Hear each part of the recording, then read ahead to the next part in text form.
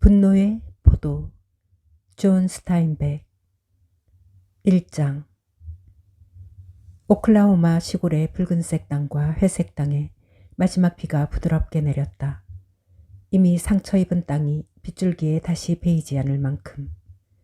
빗줄기가 개울을 이루어 흘러갔던 흔적 위로 쟁기들이 오락가락했다. 마지막 비에 옥수수가 쑥쑥 자라고 길가의 잡초와 풀들이 점점 퍼져나가 회색과 금붉은색을 띠고 있던 땅이 초록색에 가려 사라져버렸다. 5월 말이 되자 하늘은 점점 연한색으로 변했고 봄하늘 높이 깃털처럼 오랫동안 매달려 있던 구름이 흩어졌다. 하루가 다르게 자라나는 옥수수 위에서 이글거리는 태양 때문에 칼처럼 뾰족뾰족한 초록색 이파리 가장자리를 따라 갈색 선이 점점 번져나갔다. 구름이 나타났다가 사라지더니 한동안 다시 모습을 드러내려 하지 않았다. 잡초들은 스스로를 지키기 위해 더욱더 어두운 초록색을 띠었고 이제 더 이상 사방으로 퍼져나가지 않았다. 땅은 얇고 딱딱한 껍질처럼 변했다. 하늘이 점점 연한색으로 변하자 땅도 등달아 연한색으로 변했다. 붉은색 땅은 분홍색으로, 회색 땅은 하얀색으로. 흐르는 물이 만들어 놓은 토량에는 물 대신 건조한 흙더미가 내려앉았고 뒤지와 개미 귀신들 때문에 흙먼지가 작은 눈사태처럼 풀썩거렸다. 날이면 날마다 햇빛이 쨍하게 내려 쪼였기 때문에 어린 옥수수 이파리들이 나긋나긋해졌다.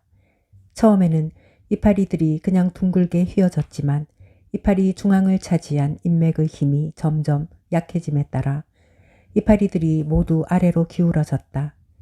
곧 6월이 찾아오자 햇빛은 한층 더 사나워졌다. 옥수수 이파리 가장자리의 갈색 선들이 점점 넓어지면서 가운데 인맥 안까지 퍼졌다. 잡초들은 너덜너덜해져서 뿌리만 남았다.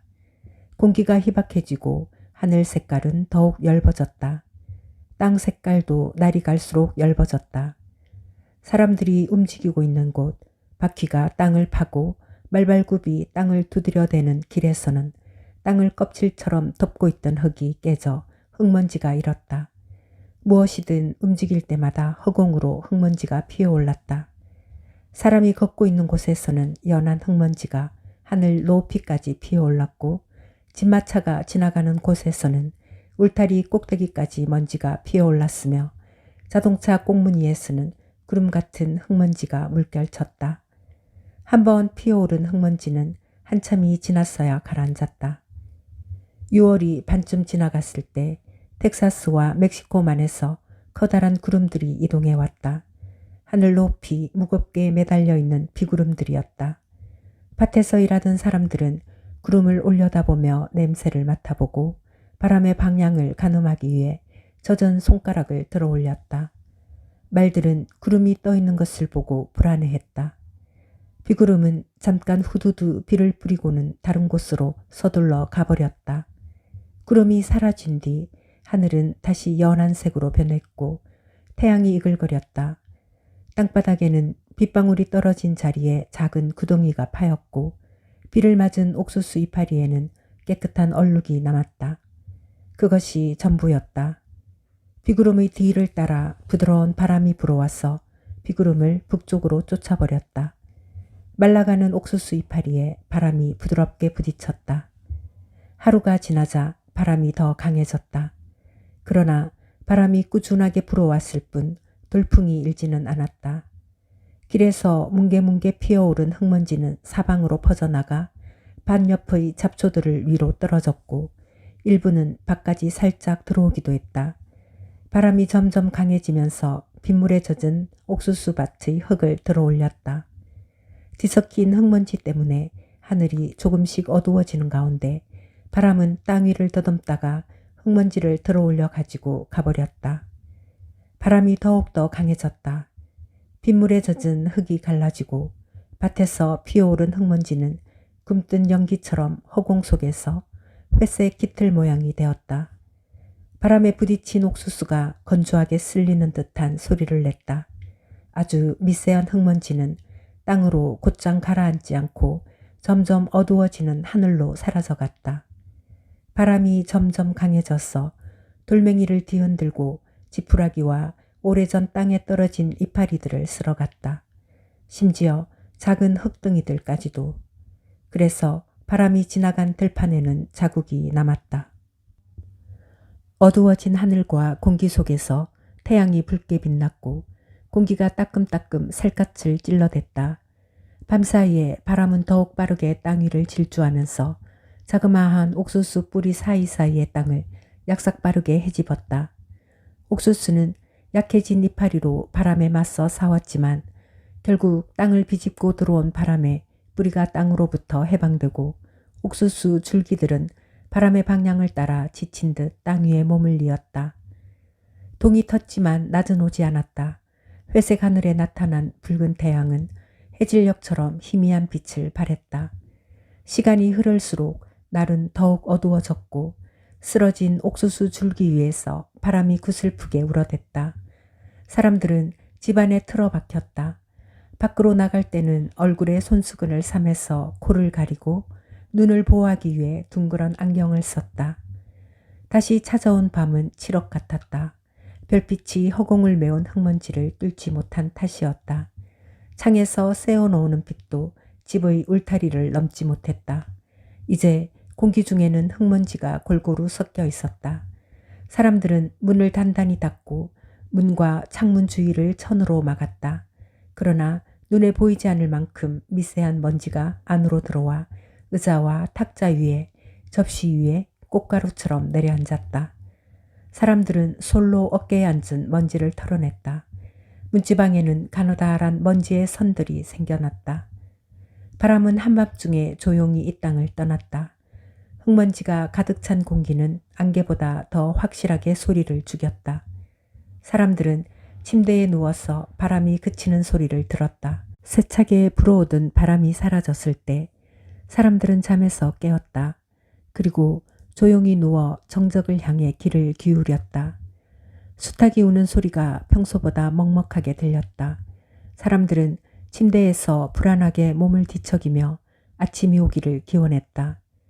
그들은 공기 중에 섞여 있는 흙먼지가 사라지려면 오랜 시간이 걸릴 것임을 알고 있었다. 흙먼지는 아침에도 안개처럼 허공에 떠 있었다. 태양은 선혈처럼 붉었다. 하루 종일 흙먼지가 조금씩 하늘에서 떨어져 내렸고 다음 날에도 계속 떨어져 내렸다. 평평한 담요가 땅을 덮고 있는 것 같았다. 옥수수 위에도 울타리 기둥 꼭대기에도 전선 위에도 흙먼지가 쌓였다. 지붕 위에도 흙먼지가 쌓였고 잡초와 나무들도 담요를 덮은 것 같았다. 사람들은 집에서 나와 뜨겁고 따끔따끔한 공기의 냄새를 맡고는 코를 막았다. 아이들도 집에서 나왔지만 비가 내린 뒤처럼 뛰어다니지도 소리를 지르지도 않았다. 남자들은 울타리 옆에 서서 망가져버린 옥수수 밭을 바라보았다. 옥수수는 빠르게 말라가고 있었고 얇게 내려앉은 먼지 사이로 초록색이 살짝 보일 뿐이었다. 남자들은 아무 말도 하지 않았다. 몸을 많이 움직이지도 않았다. 여자들이 집에서 나와 남자들 옆에 서서 이번에야말로 남자들이 완전히 주저앉는 것은 아닌지 살펴보았다. 여자들은 몰래 남자들의 얼굴을 살폈다. 다른 것이 남아있는 한 옥수수는 포기해도 되니까. 근처에 서 있는 아이들은 맨발로 흙에 그림을 그리면서 어른들이 주저앉는 것이 아닌지 안색을 살폈다. 아이들은 어른들의 얼굴을 흘끼들끼 보다가 발가락으로 흙에 조심스레 선을 그렸다. 말들이 물통으로 다가와 물속에서 코를 들이밀자 표면을 덮고 있던 흙먼지가 씻겨나갔다.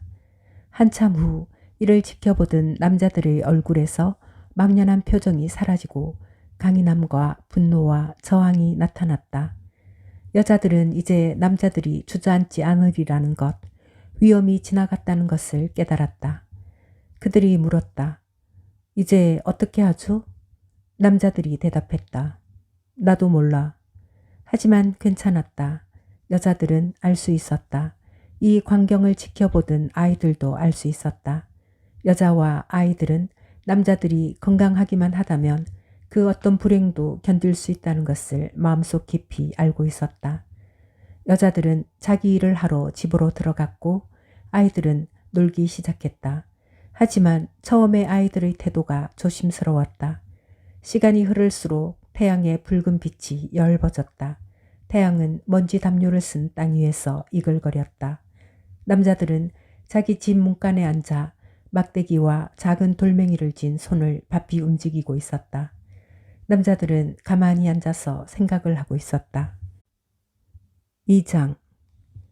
커다란 빨간 트럭이 길가의 작은 식당 앞에 서 있었다. 수직으로 뻗은 배기 파이프가 부드럽게 중얼거리는 듯한 소리를 냈고 거의 눈에 보이지 않을 만큼 엷은 강청색 연기가 파이프 끝에서 안개처럼 어른거렸다. 붉은색으로 반짝이는 트럭은 새 것이었고 트럭 옆구리에는 12인치 크기로 오클라마호시 운수회사라는 글귀가 씌어 있었다. 트럭의 이중 타이어도 새 것이었다. 커다란 뒷문 문고리에는 노쇠로 만들어진 맹꽁이 자물쇠가 선명하게 매달려 있었다. 방충망이 있는 식당 안의 라디오에서는 조용한 춤곡이 흘러나왔다. 아무도 듣고 있지 않을 때 그런 것처럼 볼륨이 낮은 소리로 작은 환풍기가 입구 위의 둥그런 구멍 속에서 조용히 돌아가고 문과 창문 근처에는 파리들이 윙윙거리며 방충망에 몸을 부딪혔다. 등받이가 없는 의자에 앉아 카운터에 팔꿈치를 괸 트럭 운전사는 커피잔 너머로 야이고 고독해 보이는 웨이트리스를 보고 있었다. 그는 뜨돌이들 특유의 교활하고 한가로운 말투로 그녀에게 말을 걸었다. 한 석 달 전에 그 친구를 봤어. 수술을 받았대. 뭘 잘라냈다는데 뭔지는 잊어버렸어. 그러자 그녀가 말했다. 내가 그 사람을 마지막으로 본 게 일주일이 안 된 것 같은데? 그때는 괜찮아 보였어. 술만 안 먹으면 좋은 사람이지. 방충망 문에서 파리들이 가끔 부드럽게 으르렁거렸다. 커피 기계에서 김이 뿜어져 나오자 웨이트리스는 보지도 않고 손을 뒤로 뻗어 기계를 껐다. 밖에서는 고속도로 변을 따라 걷고 있던 남자가 길을 건너 트럭으로 다가왔다. 그는 천천히 트럭 앞쪽으로 걸어가서 반짝이는 범퍼에 손을 갖다 대고 유리창에 붙은 스티커를 바라보았다. 스티커에는 아무도 태우지 않음이라고 적혀 있었다. 그는 다시 길을 따라 걸어 내려가는 것처럼 보였지만 식당에서 보이지 않는 쪽의 트럭 발판에 앉아버렸다. 나이가 30이 넘지 않은 것 같았다. 그의 눈은 아주 짙은 갈색이었는데 흰자도 약간 갈색을 띠었다. 광대뼈는 높고 널찍했으며 강인하게 보이는 깊은 주름살이 뺨을 베이듯 내려가 입 옆에서 휘어져 있었다. 윗입술은 길었다. 치아가 돌출해 있었는데 그가 입을 꼭 다물고 있었기 때문에 입술이 늘어난 것처럼 보였다. 그의 손은 단단했으며 손가락은 널찍했고 손톱은 작은 조개 껍질처럼 구불구불 홈이 파이고 두꺼웠다. 엄지손가락과 집게 손가락 사이 그리고 손바닥의 두툼한 부분에는 굳은 살이 박혀서 반짝이는 것처럼 보였다. 남자의 옷은 새 것이었다. 그가 몸에 걸친 모든 것은 비록 사구려였지만 새 것이었다. 회색 모자는 챙이 아직도 뻣뻣하고 단추도 그대로 달려있을 정도였다. 그러나 한동안 물건을 담는 자루나 수건, 손수건 등 다양한 용도로 사용했을 때처럼 불룩하게 부풀어 있었다. 그의 양복은 회색의 거친 사구려 천으로 만든 것이었지만 너무 새 것이라서 바지에 주름이 잡혀 있었다. 쌈브레이 천으로 만든 파란색 셔츠는 뻣뻣하고 매끈했다. 재킷은 너무 크고 그의 큰 키에 비해 바지는 너무 짧았다. 재킷의 어깨가 팔까지 내려가 있었지만 소매는 너무 짧았다. 그리고 재킷 앞섭은 그의 배 앞에서 힘없이 펄럭이고 있었다.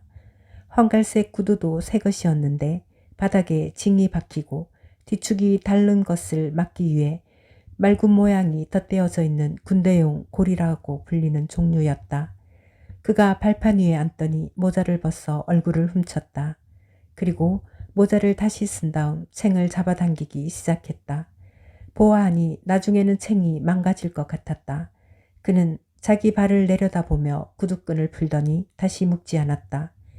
그의 머리 위에서는 디젤 엔진의 배기가스가 푸른색으로 퐁퐁 빠르게 품어져 나오며 속삭이는 것 같은 소리를 냈다. 식당 안에서는 음악이 멈추고 스피커에서 어떤 남자의 목소리가 울렸다. 그러나 웨이트리스는 음악이 멈춘 걸 몰랐기 때문에 라디오를 끄지 않았다. 그녀는 손으로 귀 뒤를 더듬어 혹처럼 튀어나온 부분을 찾아냈다. 그녀는 트럭 운전사가 눈치채지 못하게 카운터 뒤에 있는 거울로 그 혹을 보고 싶어 했기 때문에 머리를 정리하려고 뒤로 넘기는 척 했다. 트럭 운전사가 말했다. 쇼니에서 큰 무도회가 있었어.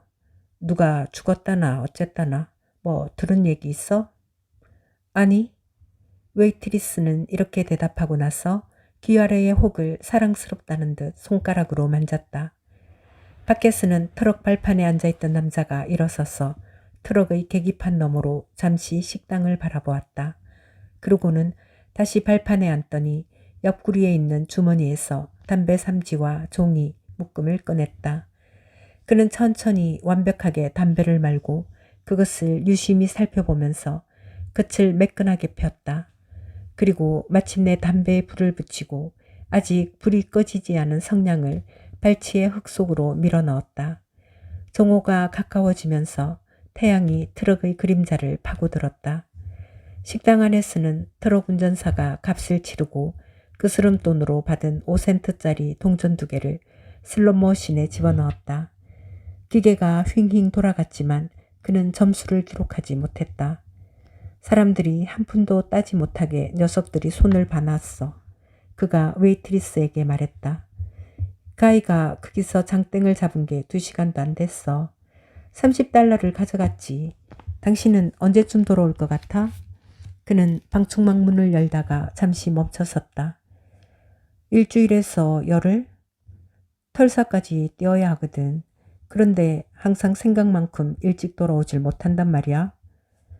그러고 있으면 파리가 들어오잖아. 나가든지 들어오든지 해. 웨이트리스가 심술궂게 말했다. 잘 있어? 그는 이 말을 남기고는 문을 밀고 밖으로 나가버렸다. 방충망 문이 그의 등 뒤에서 쾅 소리를 냈다. 그는 햇빛 속에 서서 껌 포장지를 벗겼다. 그는 몸집이 큰 사람이었다. 어깨는 널찍하고 배는 두툼했다. 얼굴은 붉은색이었으며 항상 날카로운 빛을 쳐다보기 위해 눈을 찡그려야 했기 때문에 푸른 눈이 길고 가늘게 변해 있었다. 그는 군복 바지에 끈을 묶게 되어 있는 긴 장화를 신고 있었다. 그는 껌을 씹으며 입술을 앞으로 들어 올린 채 방충망 너머를 향해 큰 소리를 쳤다. 내가 들으면 기분 나쁜 일은 하나도 하지 마. 웨이트리스는 식당 뒷벽에 거울을 향해 돌아서 있었다. 그녀가 투덜거리듯이 뭐라고 대답했다. 트럭 운전사는 껌을 천천히 베어 먹으면서 한번 입을 열 때마다 턱과 입술을 더욱 넓게 벌렸다. 그는 커다란 빨간색 트럭을 향해 걸어가면서 입안에서 껌을 굴려 혓바닥 밑으로 집어넣었다. 발판에 앉아있던 사람이 일어나 창문 너머로 운전사를 바라보며 말했다. 저를 좀 태워줄 수 있으신가요, 선생님? 운전사는 재빨리 식당 쪽을 뒤돌아보며 말했다. 창문에 아무도 태우지 않는다고 붙여놓은 거 못 봤수? 봤죠. 보고 말고요. 하지만 가끔은 대먹지 못한 부자들 때문에 스티커를 붙이고 다니더라도 착한 사람이 있게 마련이니까요. 운전사는 천천히 트럭에 올라타면서 남자의 대답을 곰곰이 생각해 보았다. 만약 저 남자의 청을 거절한다면 그는 착한 사람이 아닐 뿐만 아니라 억지로 붙인 스티커 때문에 길동무를 만들 수 없는 사람이 될 터였다. 하지만 만약 저 남자를 차에 태운다면 그는 자동적으로 착한 사람이 될 뿐만 아니라 되먹지 못한 부자들이 함부로 대할 수 없는 사람이 될 터였다. 그는 자신이 함정에 빠져 있음을 알고 있었지만 함정을 빠져나갈 길이 보이지 않았다. 게다가 착한 사람이 되고 싶기도 했다. 그는 다시 식당 쪽을 흘낏 바라보았다. 우리가 저기 저 모퉁이를 돌 때까지 발판에 꼭 붙어 있었시오. 그가 말했다. 남자는 운전사의 시야를 벗어나 털썩 주저앉으며 문 손잡이에 매달렸다. 엔진이 한동안 웅웅거리다가 기어가 찰칵 소리를 내더니 커다란 트럭이 움직이기 시작했다. 1단, 2단, 3단을 거쳐 높게 휘잉하는 소리를 내며 속력을 얻은 트럭이 4단으로 올라섰다. 물에 매달려 있는 남자의 몸 아래에서 고속도로가 현기증이 일 정도로 빠르게 휙휙 지나갔다. 도로가 처음 꺾이는 지점까지의 거리는 1마일이었다. 그 지점에 이르자 트럭이 속도를 늦췄다. 남자는 자리에서 일어나 살짝 문을 열고 안으로 들어가 앉았다. 운전사는 눈을 가늘게 뜨고 그를 바라보더니 마치 턱으로 생각을 정리하는 사람처럼 껌을 씹어댔다. 그러다가 마침내 모든 생각들이 그의 머리에서 달아나 버린 모양이었다. 그의 시선이 남자의 모자에서 시작해서 새 옷과 새 신발로 차츰 내려갔다. 남자는 편안한 자세로 좌석에 닿은 듯 등을 꿈틀거리며 모자를 벗어 땀이 흐르는 이마와 턱을 닦았다. 고마워요. 발이 녹초가 됐어. 그가 말했다. 신발이 새 것이군. 운전사가 말했다. 그의 시선처럼 뭔가 비밀스러운 암시가 들어있는 목소리였다. 새 신발을 신고 그러면 안 되지. 날이 더울 때는. 남자는 먼지가 앉은 노란색 신발을 내려다보았다. 다른 신발이 없었어요. 다른 게 없으니 이거라도 신어야지. 어쩌겠어요? 운전사는 눈을 가늘게 뜬 채 현명하게도 앞을 향해 시선을 돌리고는 트럭의 속도를 조금 올렸다. 멀리 가시오? 아니요. 발만 괜찮았다면 걸어갔을 거예요. 운전사는 마치 상대가 눈치채지 못하게 신문을 한 것처럼 질문을 던지고 있었다. 질문을 던지면서 그물을 펼쳐 덫을 놓으려고 하는 것 같았다. 일자리를 찾고 있으? 그가 물었다. 아니요. 아버지한테 땅이 좀 있어요. 40에이커? 아버지는 소작인이지만 우리가 거기 산 지 오래됐죠. 운전사는 길을 따라 펼쳐져 있는 옥수수밭을 의미심장한 시선으로 바라보았다. 모로 쓰러진 옥수수 위에 먼지가 쌓여 있었다. 작고 딱딱한 옥수수 알갱이들이 먼지투성이 흙을 뚫고 고개를 내밀고 있었다. 운전사가 마치 혼잣말을 하듯이 말했다. 땅 40에이커를 부쳐먹는 소작인이 저 먼지투성이 땅에 그대로 있을까? 최근에는 소식을 못 들었어요. 남자가 말했다. 그건 오래전 일인데? 운전사가 말했다. 벌 한 마리가 차 안으로 들어와 창문 뒤에서 붕붕거렸다. 운전사는 손을 뻗어 창문에서 흘러들어오는 바람 속으로 벌을 조심스럽게 밀어냈다. 요즘은 소작인들이 그냥 정신없이 사라지고 있수. 트랙터 한 대면 10가구가 쫓겨나. 그놈의 트랙터가 없는 데가 없지. 그게 그냥 소작인들을 몰아내는 거유. 그래, 당신 아버지는 어떻게 버티고 있답니까? 그는 혀와 턱을 바쁘게 움직이며 그동안 잊어버리고 있던 껌을 씹어댔다. 입이 열릴 때마다 껌을 되씹는 혓바닥이 보였다. 글쎄, 최근에는 소식을 못 들었어요. 내가 편지를 잘 쓰는 편이 아니라서. 우리 아버지도 그렇고. 그리고 남자는 재빨리 말을 덧붙였다.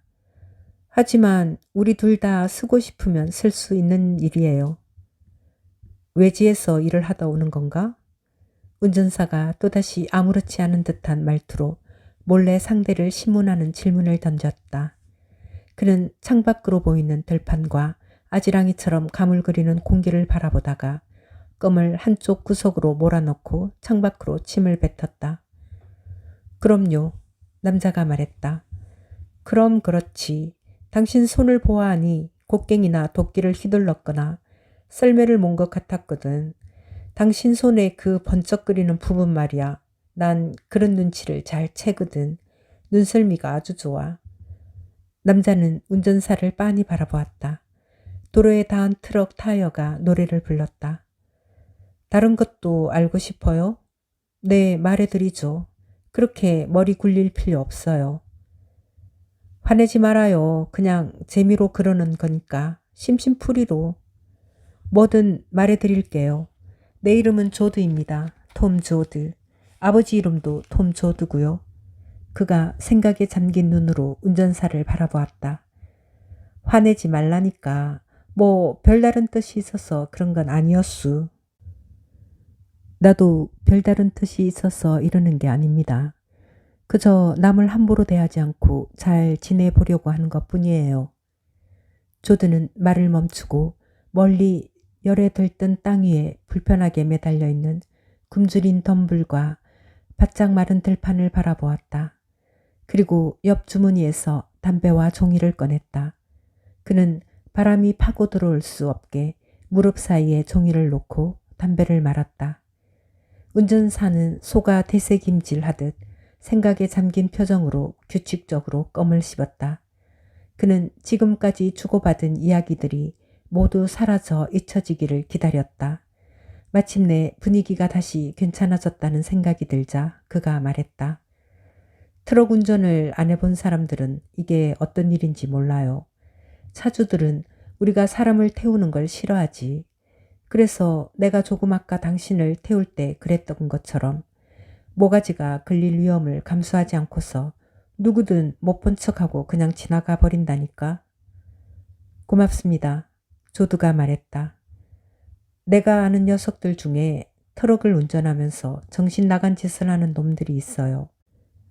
운전을 하면서 시를 짓는 녀석도 있으니 원. 그러면서 시간을 보내는 거유. 그는 조드가 관심을 보이고 있는지 아니면 굉장하다는 표정을 짓고 있는지 보려고 몰래 그를 바라보았다. 조드는 말없이 앞만 바라보고 있었다. 땅이 부풀어 오른 것처럼 부드럽게 요동치는 하얀 도로 앞 저 먼 곳을. 운전사가 마침내 말을 이었다. 그 녀석이 쓴 시 하나를 조금 기억하고 있는데 그놈이 다른 녀석 2-5명하고 코가 삐뚤어지도록 술을 마시면서 요란하게 놀았던 일을 쓴 거요. 그 시가 어떻게 되더라? 그 친구가 쓴 말은 예수님이라도 이해하지 못할 거요. 시 내용 중에 이런 게 있지. 거기서 우리는 깜둥이를 염탐했다.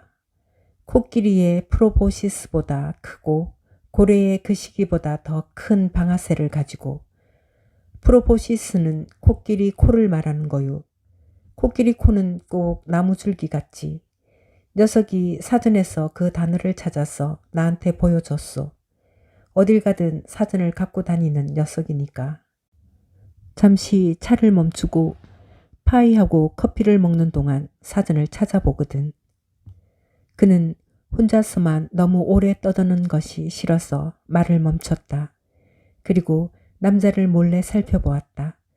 조드는 침묵을 지키고 있었다. 운전사는 불안한 표정으로 조드에게 억지로 말을 시키려고 했다. 당신이 아는 사람 중에 그렇게 어려운 단어를 쓰는 사람이 있소? 목사님이 그렇죠. 조드가 말했다. 어쨌든 누가 그렇게 어려운 말을 쓰는 걸 보면 아주 머리가 돌아버릴 것 같아. 물론 목사가 그런 말을 쓰는 건 괜찮지. 어쨌든 목사랑 같이 빈둥거리며 놀러 다니는 인간은 없으니까 말이요. 그런데 그놈은 아주 웃겼어요. 그놈이 어려운 말을 해도 아무도 신경을 안 썼지. 그냥 재미로 그러는 거니까 허세를 부리는 게 아니라. 운전사가 단언하듯 말했다. 조드는 적어도 그의 이야기를 듣기는 하는 눈치였다. 운전사가 굽은 길에서 트럭의 방향을 거칠게 돌리자 타이어에서 비명 같은 소리가 났다. 아까도 말했지만 트럭 운전사들은 정신 나간 짓들을 해요. 그럴 수밖에 없지.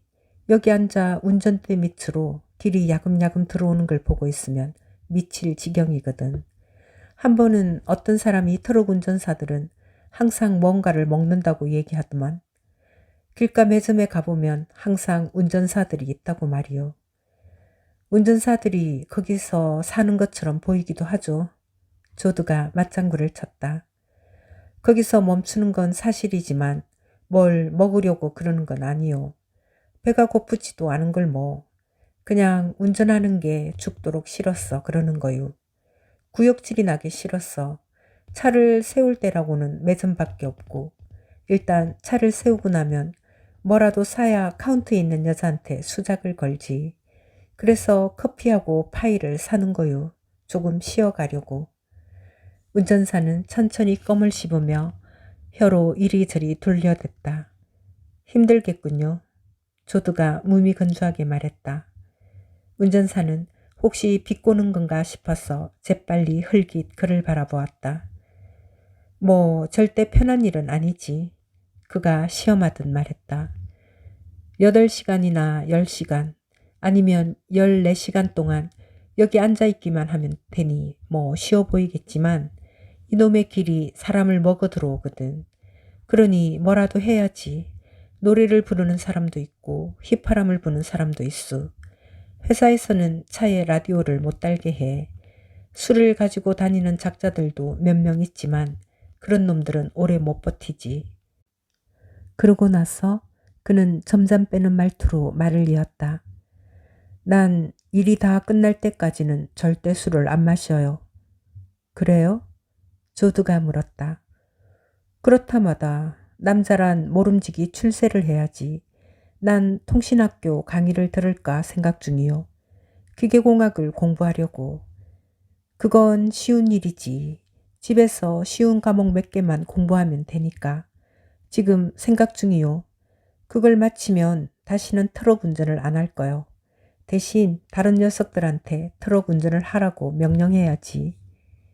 조드는 겉옷 옆 주머니에서 위스키를 꺼냈다. 정말로 한 모금 안 할 거예요? 그가 놀리듯이 말했다. 절대로. 난 손도 안 댈 거요. 공부를 할 사람이 항상 술 마시면 안 되지. 조드는 병을 열고 재빨리 2모금을 마신 다음 다시 마개를 닫아 주머니에 넣었다. 강렬한 위스키 냄새가 차 안을 가득 채웠다. 결심이 대단하군요. 왜 그러는 겁니까? 여자라도 있는 거요? 조드가 말했다. 물론 있지. 하지만 난 어쨌든 출세하고 싶소. 아주 오랫동안 정신훈련도 했고. 위스키 때문에 조드의 긴장이 풀린 것 같았다. 그는 다시 담배를 말아 불을 붙였다. 난 나아가려 해야 갈 데도 별로 없어요. 그가 말했다. 운전사는 재빨리 하던 말을 이었다. 난 술 따위 필요 없어. 항상 정신훈련을 하니까. 2년 전에 그런 강의를 들었거든. 그는 오른손으로 운전대를 툭툭 쳤다. 내가 운전을 하다가 길에서 어떤 사람을 스쳐 지나간다고 칩시다. 나는 처음에 그 사람을 보고 나서 그 사람을 지나친 다음에 그 사람에 대해 모든 걸 기억해 내려고 애써요. 무슨 옷을 입고 무슨 모자를 썼는지, 어떻게 걸었는지, 키가 얼마나 되는지, 몸무게가 얼마나 되는지, 흉터가 있었는지, 그 방면에서 내 실력은 아주 좋은 편이요. 머릿속으로 그 사람의 모습을 전체적으로 그려볼 수 있거든. 가끔은 지문 전문가가 되는 강의를 들어야 되는 게 아닌가 그런 생각도 든다니까. 사람의 기억력이 얼마나 되는지 당신도 알면 깜짝 놀랄 거요. 조드는 다시 재빨리 술을 마셨다. 그러고는 점점 풀어지고 있는 담배를 마지막으로 한번 빤 다음 굳은 살이 박힌 엄지와 검지로 빨갛게 타고 있는 담배끝을 눌러 불을 껐다. 그는 꽁초를 손가락으로 마구 비비더니 창밖으로 손을 내밀어 산들바람에 맡겨버렸다. 도로 위에서 커다란 타이어가 높은 소리로 노래를 불렀다. 길을 바라보던 조드의 검고 조용한 눈에 재미있어하는 표정이 떠올랐다. 운전사는 조드의 말을 기다리면서 불편한 표정으로 그를 흘깃 바라보았다. 마침내 조드의 긴 윗입술이 위로 벌어지면서 소리 없이 웃음을 터뜨렸다. 웃음 때문에 그의 가슴이 들썩거렸다. 참 한참 만에 눈치를 채는군. 운전사는 조드에게 시선을 돌리지 않았다. 눈치채다니 뭘 무슨 뜻이유. 조드의 입술이 기다란 이빨 위에서 더 크게 벌어졌다. 그는 입술의 중앙에서부터 양방향으로 두 번씩 개처럼 입술을 핥았다. 그의 목소리가 냉혹해졌다. 내 말이 무슨 뜻인지 알잖아?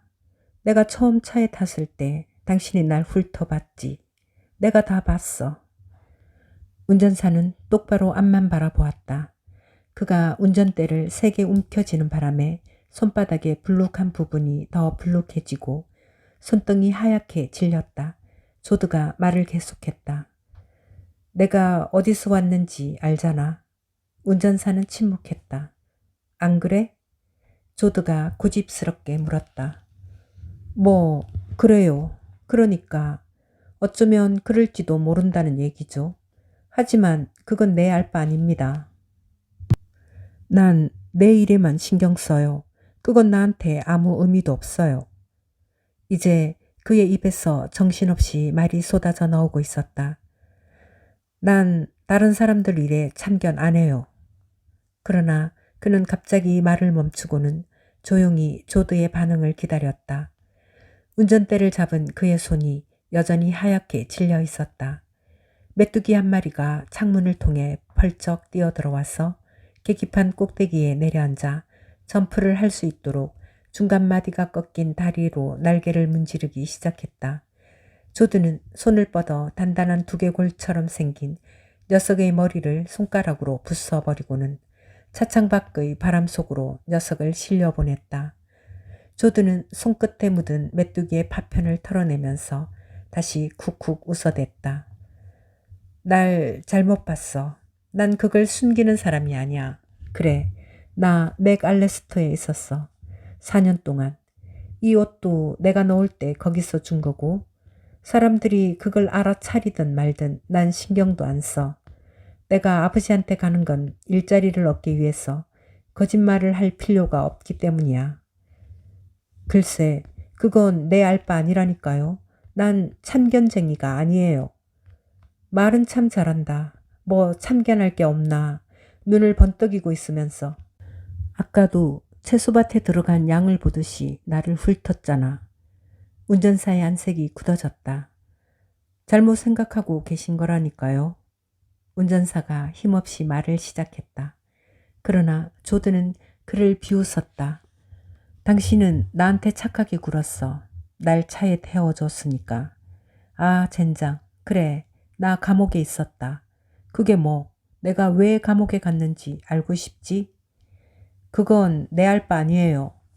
이 황소 같은 녀석을 운전하는 것 외에는 전부 당신 알 바가 아니다. 하지만 당신은 운전하는 일에 제일 신경을 안 쓰잖아. 자, 봐. 저 앞에 저 도로 보여? 네. 난 거기서 내릴 거야. 그래, 내가 왜 감옥에 갔는지 알고 싶어서 오줌을 지리고 있다는 거 다 알아.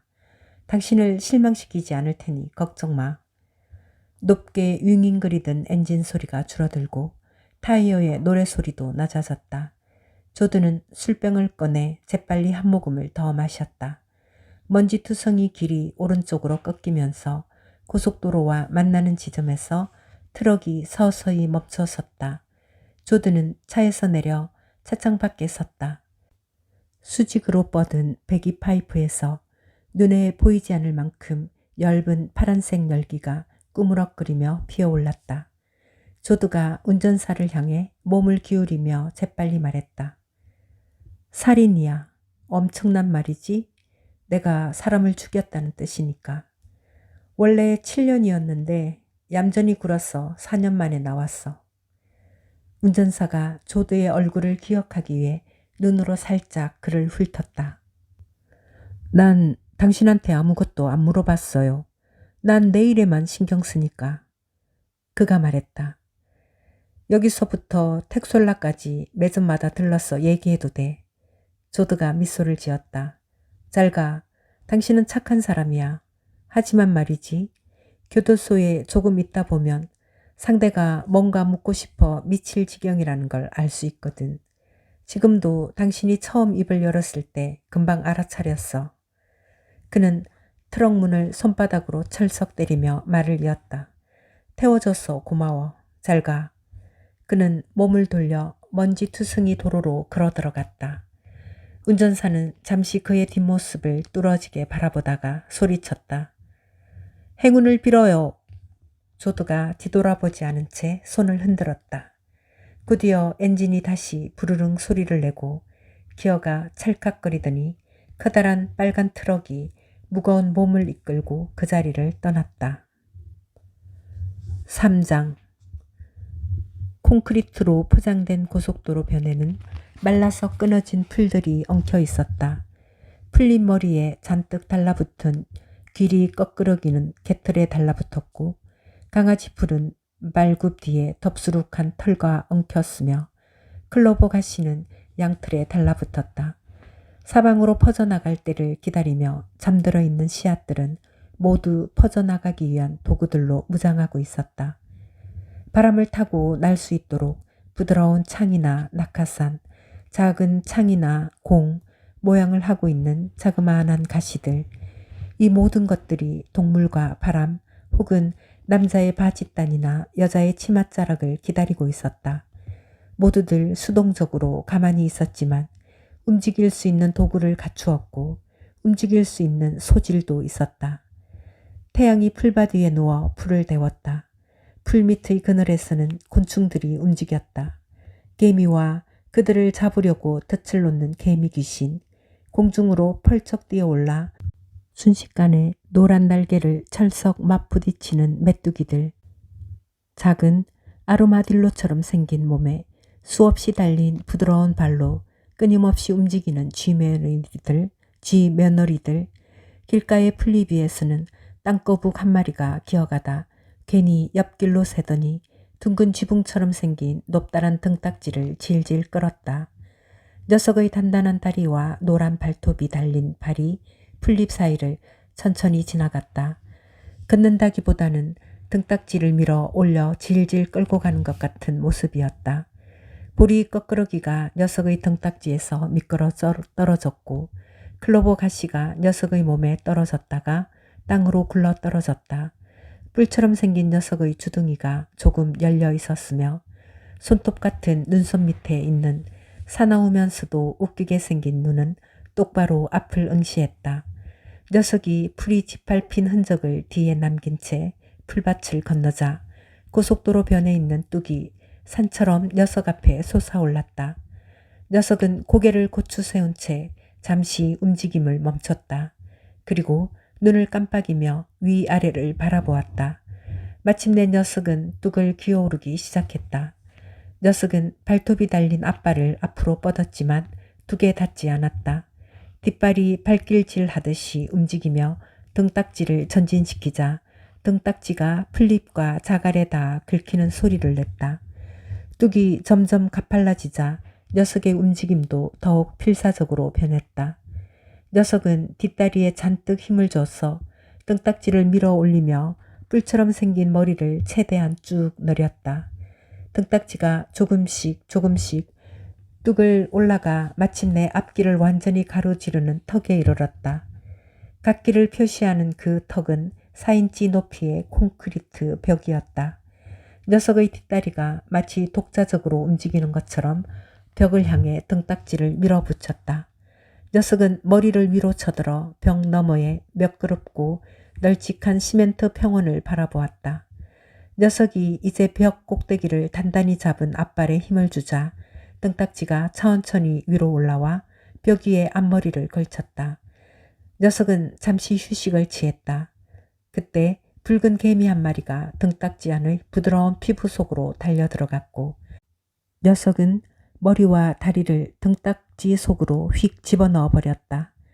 장갑판이 달린 꼬리는 옆으로 고정되었다. 붉은 개미는 거북의 몸과 다리 사이에서 짜부라졌다. 그리고 야생 귀리 줄기가 앞발에 묻어 등딱지 안으로 들어갔다. 거북은 오랫동안 꼼짝하지 않았다.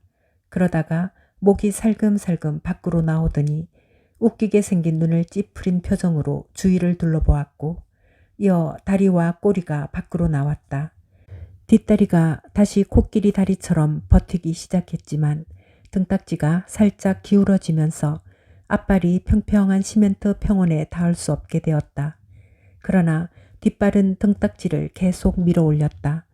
마침내 녀석이 무게중심을 잡을 수 있게 되었을 때 몸 앞쪽이 아래로 기울어지면서 앞다리가 도로를 긁었다. 다음 순간 녀석은 도로에 올라서 있었다. 그러나 야생 귀리줄기는 녀석의 앞다리를 여전히 휘감고 있었다. 이제는 앞으로 나아가기 쉬웠다. 모든 다리가 제대로 움직이고 있었으므로 등딱지도 좌우로 흔들거리면서 앞으로 나아갔다. 40살의 여자가 모는 세단 한 대가 다가왔다. 그녀는 거북을 보고 운전대를 급히 오른쪽으로 꺾어 고속도로를 벗어났다. 바퀴에서 비명 같은 소리가 났고 흙먼지가 끌어올랐다. 바퀴 두 개가 잠시 위로 들렸다가 다시 내려앉았다. 자동차는 삑 소리를 내며 다시 도로 위로 올라와 가던 길을 갔다. 그러나 속도는 조금 느려져 있었다. 등딱지 속으로 후다닥 숨었던 거북은 서둘러 나아가기 시작했다. 고속도로가 타는 듯이 뜨거웠기 때문이다. 이번에는 소형 트럭이 다가왔다. 운전사는 거북을 보고 운전대를 꺾었지만 거북을 치고 말았다. 앞바퀴가 등딱지 가장자리와 부딪히는 바람에 거북은 순식간에 뒤집어져 동전처럼 빙글빙글 돌면서 고속도로 밖으로 굴러갔다. 트럭은 다시 오른쪽 차선을 따라 달리기 시작했다.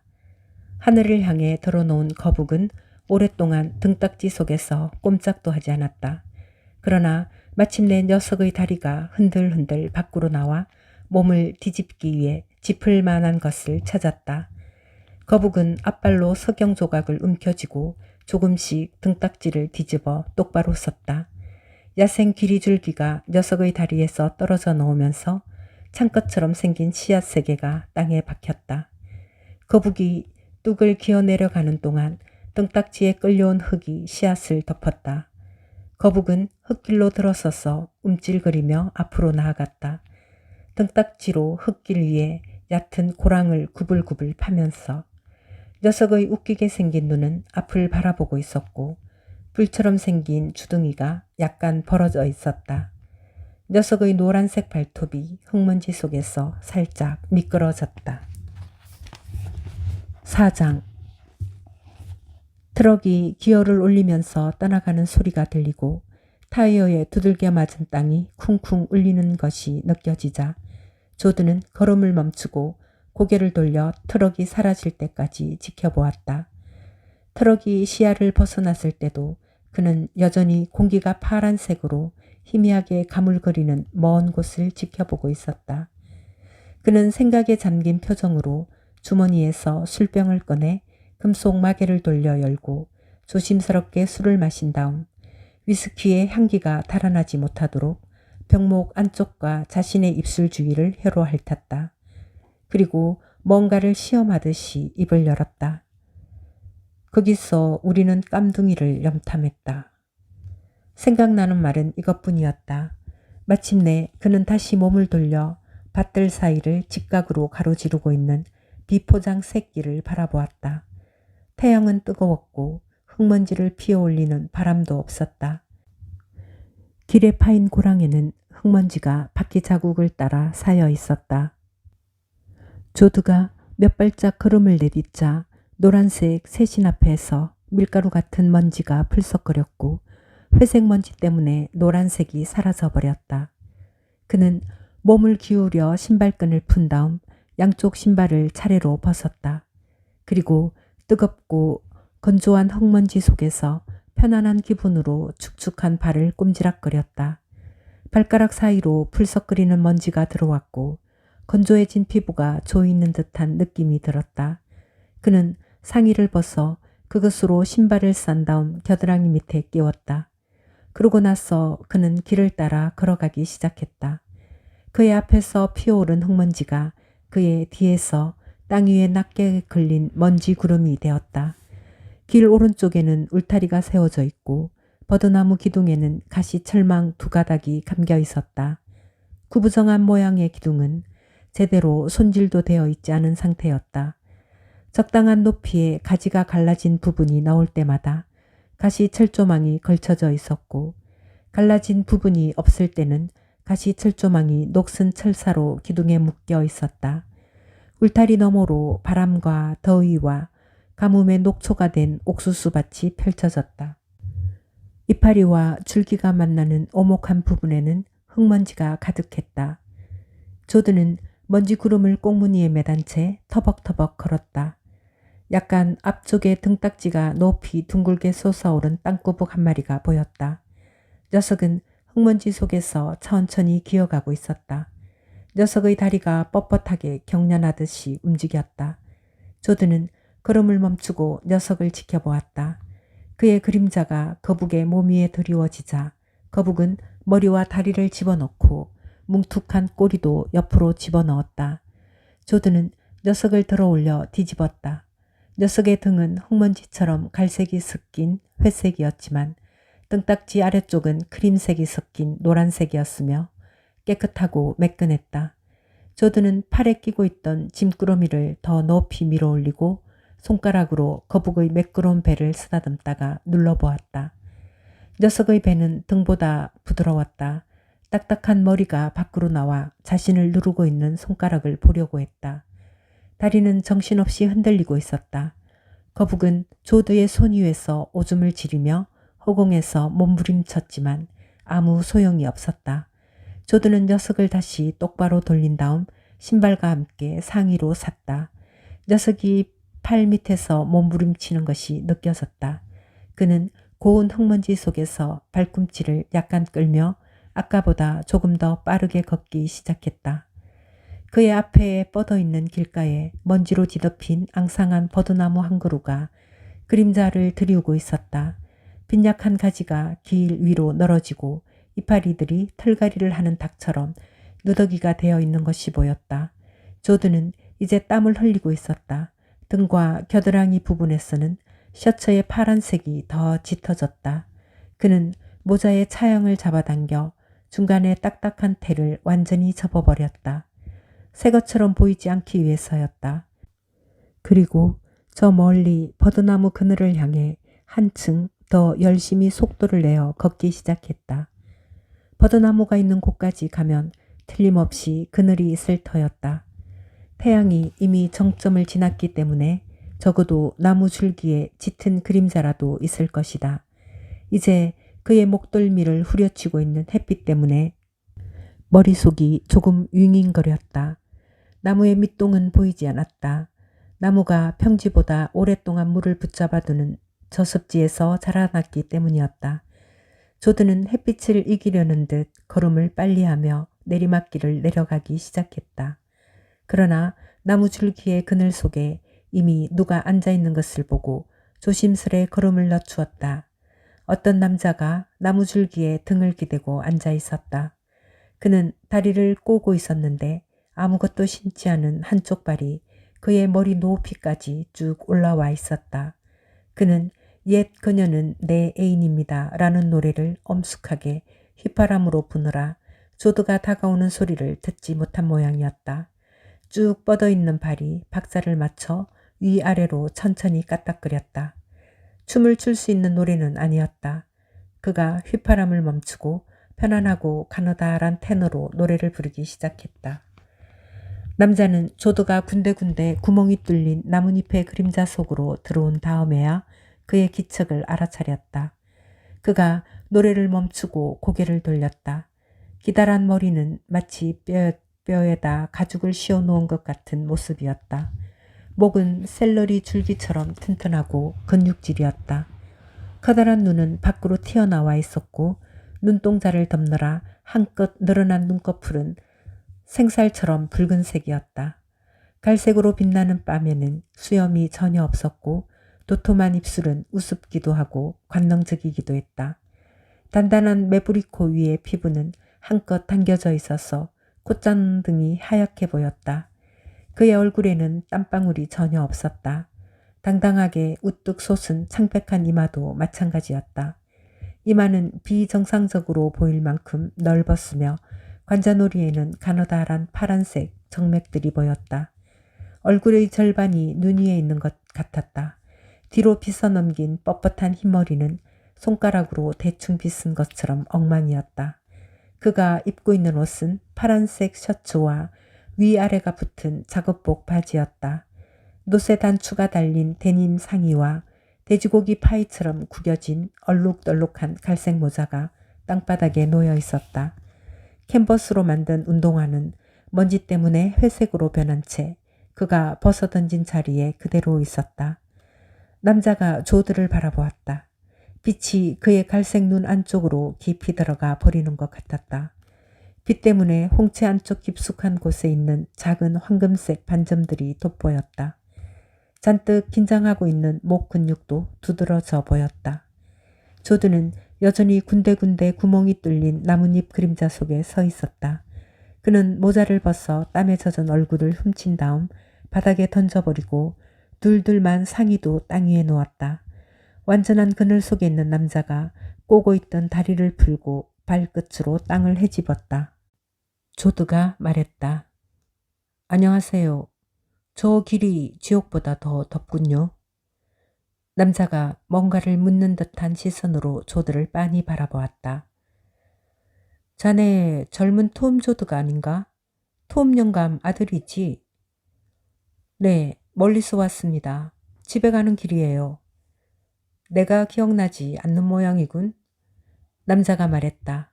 그가 미소를 짓자 도톰한 입술 사이로 커다란 말 같은 이빨이 드러났다. 그래, 기억 못하겠지. 내가 자네한테 성령을 주었을 때 자네는 어린 여자애들 머리칼을 잡아당기느라고 항상 바빴으니까 말이야. 따은 머리를 아예 뿌리채 뽑아버릴 기세였지. 자네는 기억 못할지도 모르지만 난 기억한다네. 자네가 그렇게 머리칼을 잡아당기고 다니는 바람에 자네 부자가 한꺼번에 예수님을 찾게 됐잖아. 관계수로에서 두 사람이 한꺼번에 세례를 받았지. 고양이 새끼들처럼 서로 싸우고 소리를 질러대면서 말이야. 조드는 눈을 내리깐 채 남자를 바라보다가 웃음을 터뜨렸다. 이런, 목사님이시군요. 목사님이세요? 어떤 사람한테 목사님 얘기를 한 지 1시간도 안 됐는데? 옛날에는 목사였지. 남자가 진지하게 말했다.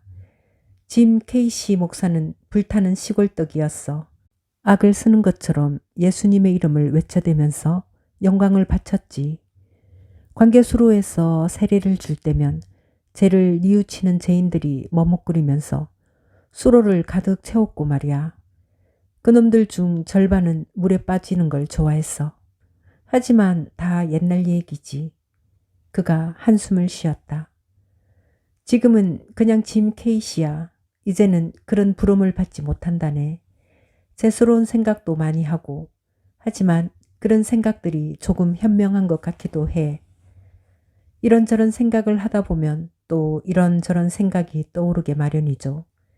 목사님이 분명히 기억납니다. 예배를 훌륭하게 이끌곤 하셨는데 언젠가 설교를 하시는 내내 물구나무 선체로 걸어다니던 게 생각납니다. 머리가 터질 것처럼 소리를 질러대셨죠. 목사님은 어머니가 제일 좋아하던 분이셨습니다. 할머니는 목사님이 성령으로 가득 찼다고 하셨고요.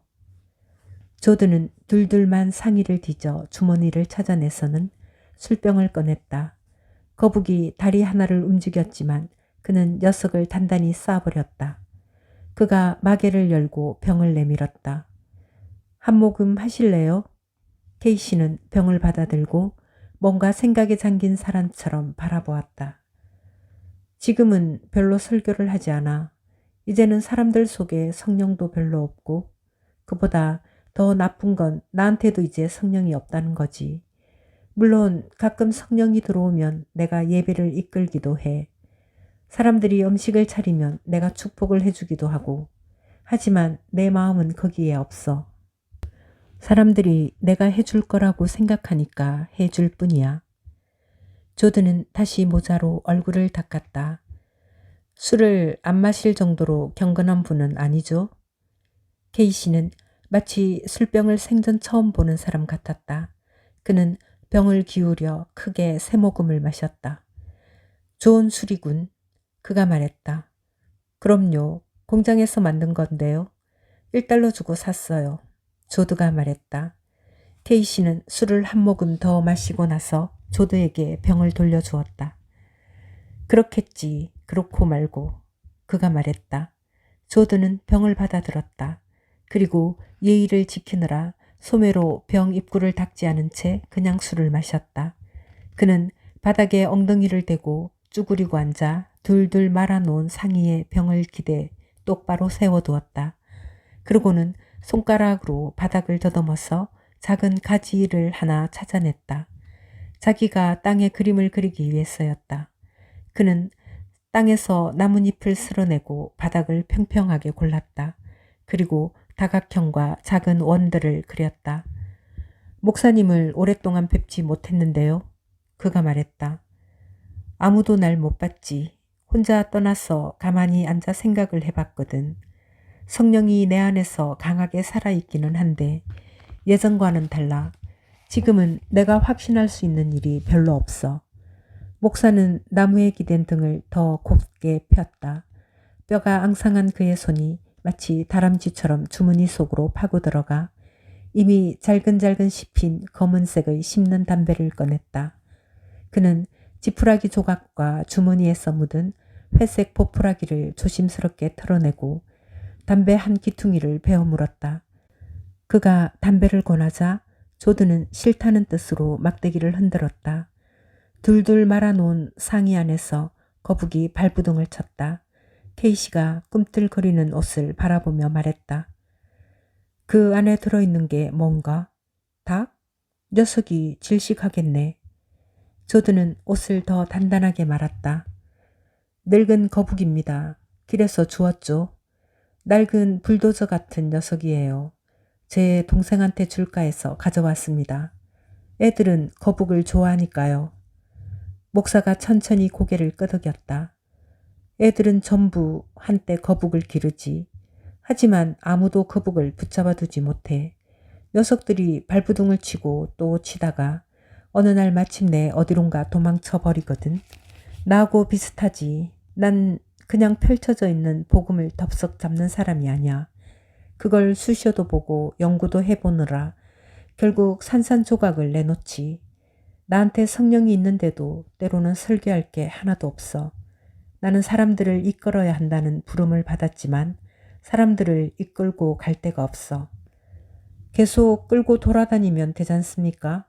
관계수로에 사람들을 던져놓고 목사님과 같은 생각을 하지 않으면 지옥에 떨어질 거라고 하세요. 도대체 뭐 때문에 사람들을 이끌고 어디론가 가야 한다고 생각하세요? 그냥 끌고 다니세요. 똑바르게 뻗어있는 나무줄기의 그림자가 더 길어져 있었다. 조드는 반가운 듯이 그 그림자 안으로 들어가 엉덩이를 바닥에 대고 쭈그리고 앉았다. 그리고 새로 땅바닥을 고른 다음 막대기로 자신의 생각을 나타내는 그림을 그렸다. 털이 푹신한 노란색 양치기 개가 머리를 늘어뜨리고 혀를 쭉 뺀 채 침을 질질 흘리면서 길을 따라 뛰어왔다. 녀석의 꼬리는 둘둘 말린 채 힘없이 늘어져 있었고 헐떡이는 소리가 요란했다.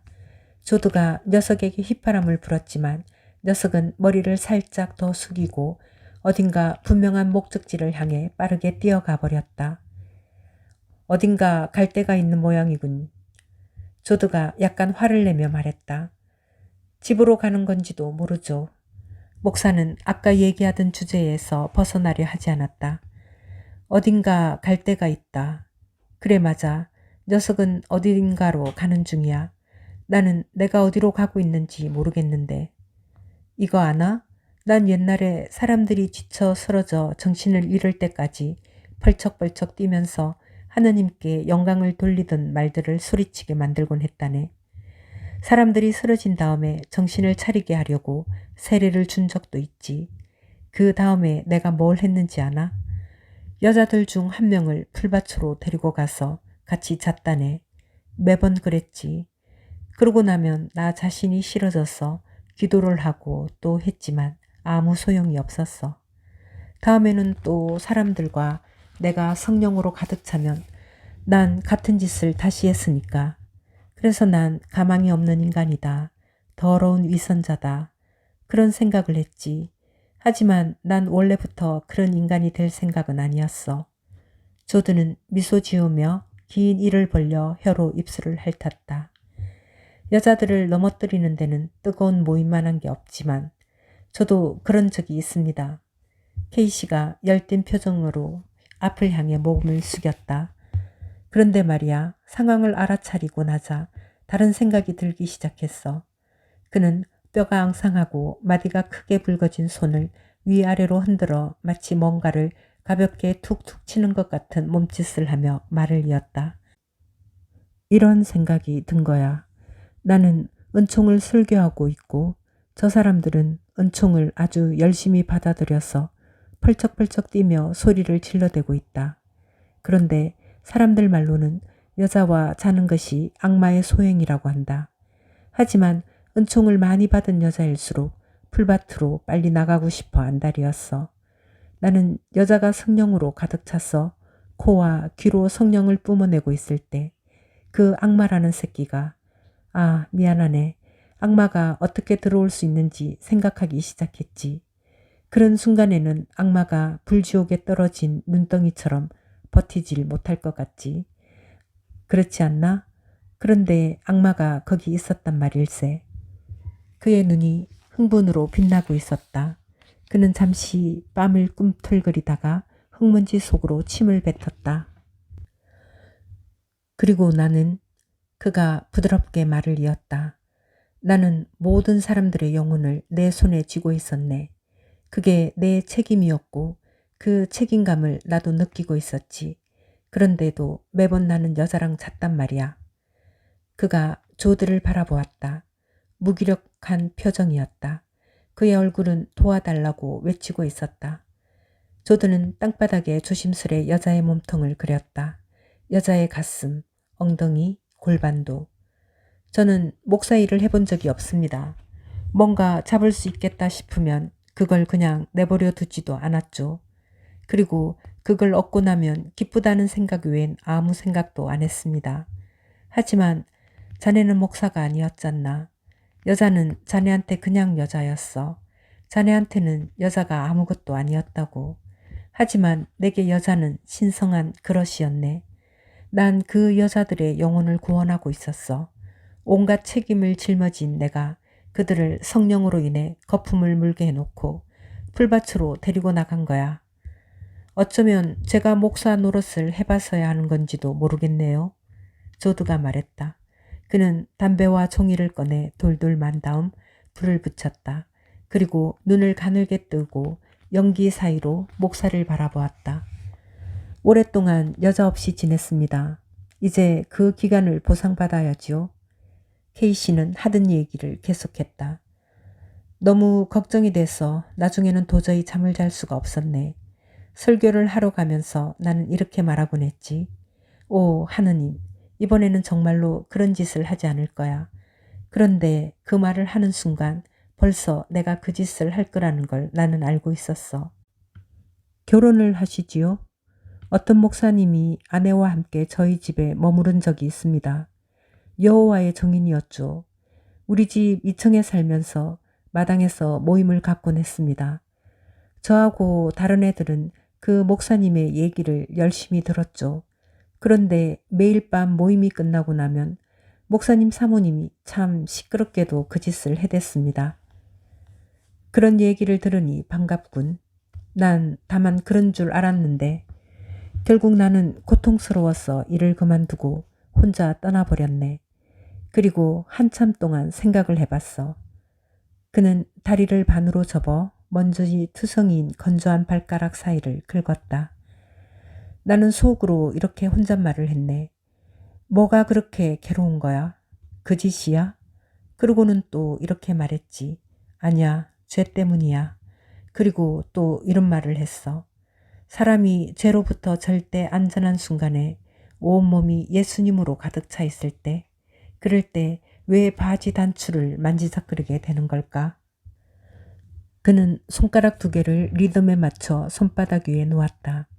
마치 자기가 말하는 단어들을 부드럽게 나란히 늘어놓는 것 같았다. 그리고 이런 말도 했지. 어쩌면 그건 죄가 아닌지도 몰라. 사람들은 원래 그런 건지도 몰라. 우리가 지옥을 걷어내는 것이 어쩌면 아무 소용없는 일인지도 몰라.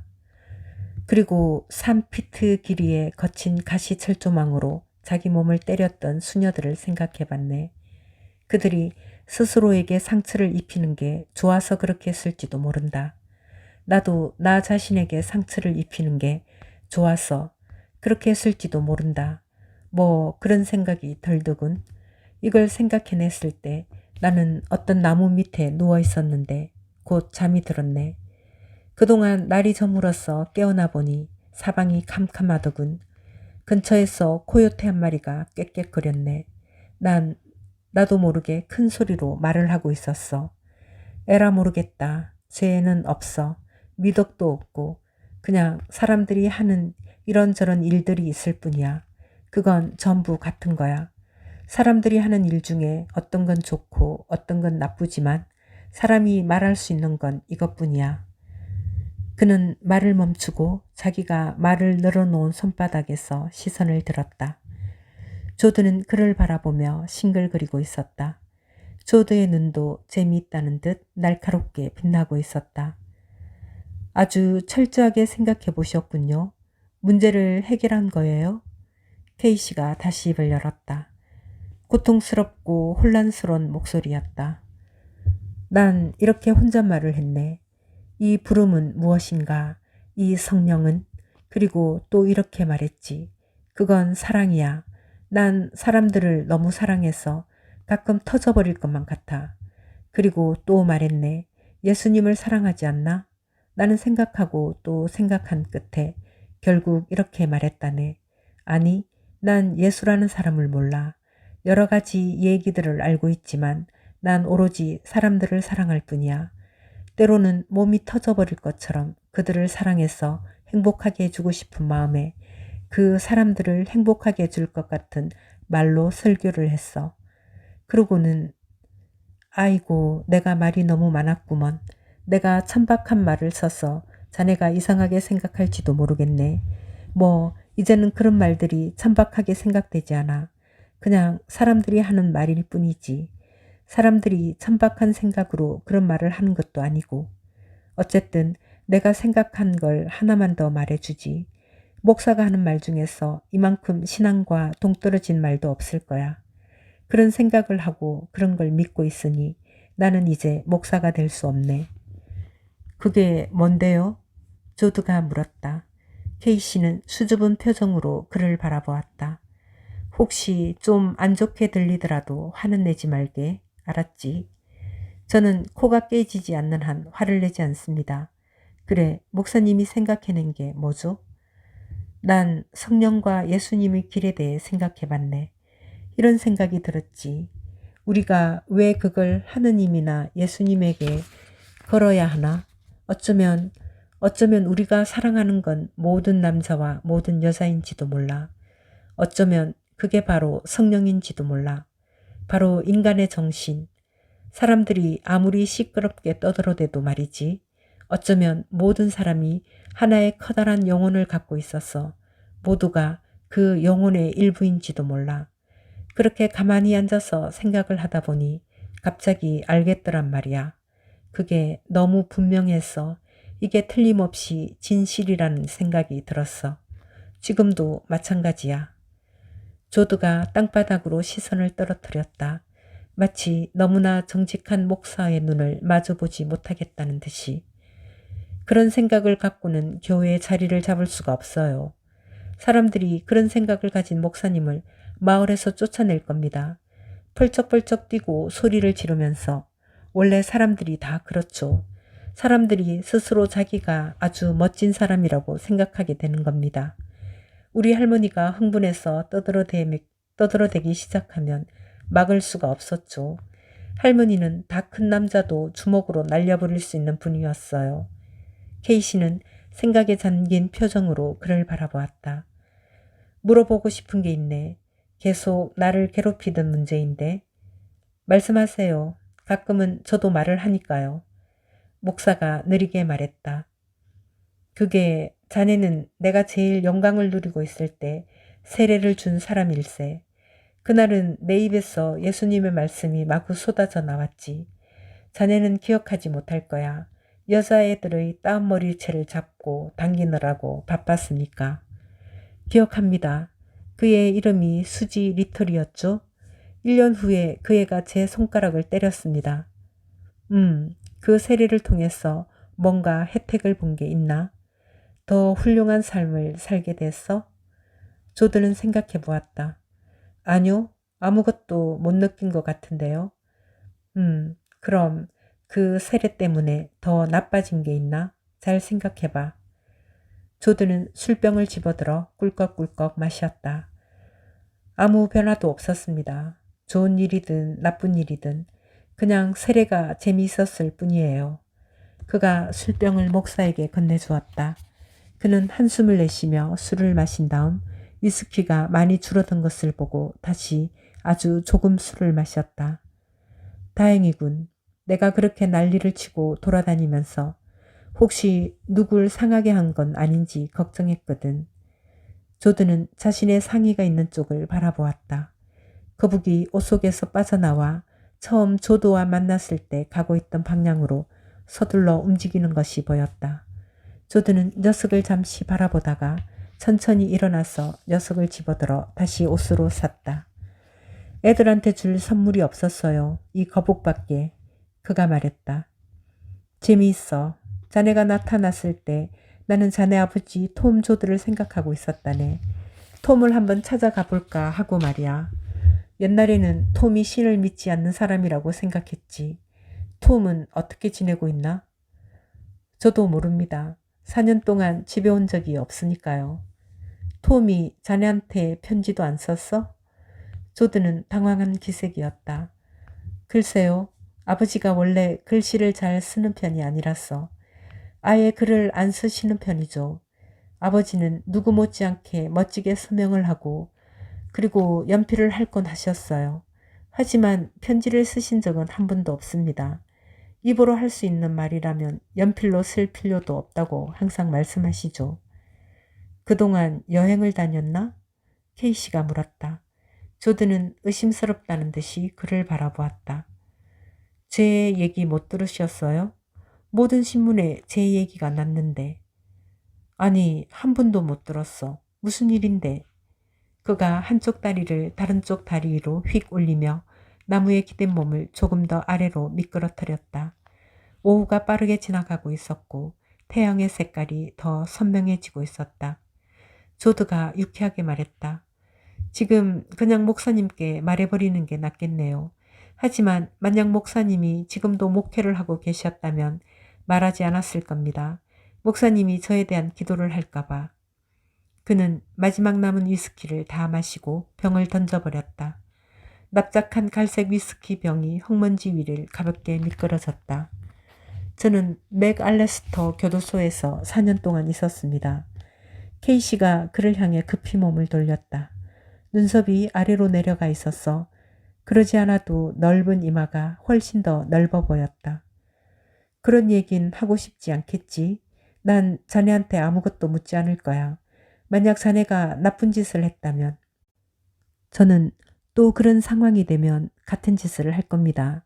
싸우다가 사람을 죽였어요. 춤을 추러 갔다가 다들 술에 취했는데 그놈이 저한테 칼을 찔러 넣기에 저는 거기에 있던 삽으로 그놈을 죽였습니다. 그걸로 똑바로 내리쳐서 어깨버렸죠. 케이씨의 눈썹이 다시 제자리로 돌아갔다.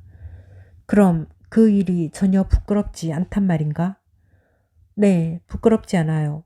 그놈이 저를 먼저 칼로 찌른 게 인정돼서 7년을 선고받았습니다. 그리고 4년 만에 지금 막 나왔죠. 가석방으로. 그럼 4년 동안 식구들 소식을 전혀 못 들은 거야? 아, 들었어요. 어머니가 2년 전에 카드를 보냈더군요. 지난 크리스마스에는 할머니가 카드를 보냈고요. 나 참, 감옥에 같이 있던 녀석들이 얼마나 웃어댔는지 나무 그림에다가 눈처럼 보이는 반짝이를 붙여놨더라고요. 시도 하나 적혀 있었습니다. 메리 크리스마스, 예쁜 아이야. 순하고 상냥한 예수님. 크리스마스 트리 밑에 내가 내게 주는 선물이 있단다. 아마 할머니는 그 시를 읽어보지도 않았을 겁니다. 판매원이 내민 것 중에 제일 반짝이는 걸 골랐겠죠. 저와 같은 감방에 있던 녀석들은 죽을 것처럼 웃어댔습니다. 그 뒤로 나를 순한 예수님이라고 부르더군요. 할머니가 웃기는 장난을 치려고 그런 건 아닙니다. 그냥 카드가 예쁘다는 생각에 시를 읽어볼 생각을 안 한 것뿐이죠. 제가 떠나던 해에 안경을 잃어버리셨거든요. 아마 그 뒤로 안경도 못 찾았을 겁니다. 맥 알레스터에서 대우는 어땠나? 괜찮았습니다. 규칙적으로 식사를 할 수 있고 깨끗한 옷도 나오고 목욕탕도 있어요. 어떤 면에서는 상당히 괜찮습니다. 여자가 없는 게 힘들죠. 조드가 갑자기 웃음을 터뜨렸다. 가석방으로 나간 친구가 있는데 약 한 달 뒤에 가석방 조건을 어겨서 되돌아왔습니다.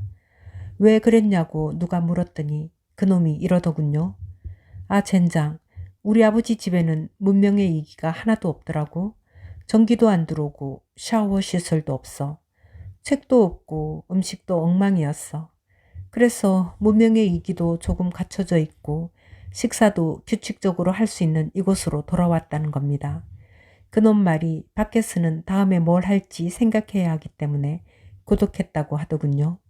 그래서 자동차를 한 대 훔쳐서 감옥으로 돌아왔습니다. 조드는 담배를 꺼내 입김을 불어가며 갈색 종이 뭉치에서 종이를 한 장 떼어낸 다음 담배를 말았다.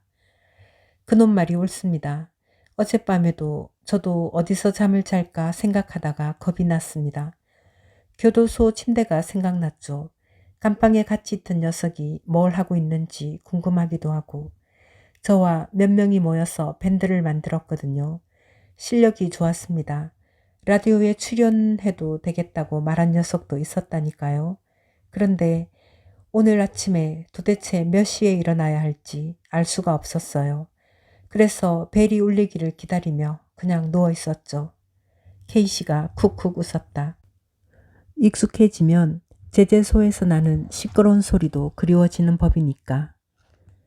흙먼지 속에서 노랗게 변해가는 오후의 햇빛이 땅을 황금색으로 물들였다. 옥수수 줄기가 황금색으로 보였다. 제빗대가 어딘가의 웅덩이를 향해 급강하했다. 조드의 상의 속에 들어있는 거북은 또다시 도망치려고 몸부림치기 시작했다. 조드는 모자 차양의 주름을 잡았다. 이제 모자 차양은 까마귀 부리처럼 앞으로 길게 튀어나온 모양으로 곡선을 그리고 있었다. 이제 가봐야겠습니다. 햇빛을 싫어하지만 이젠 그리 심한 것 같지 않으니. 케이씨가 자세를 바로 잡았다. 나도 자네 아버지 톰을 만난 지 한참 됐네.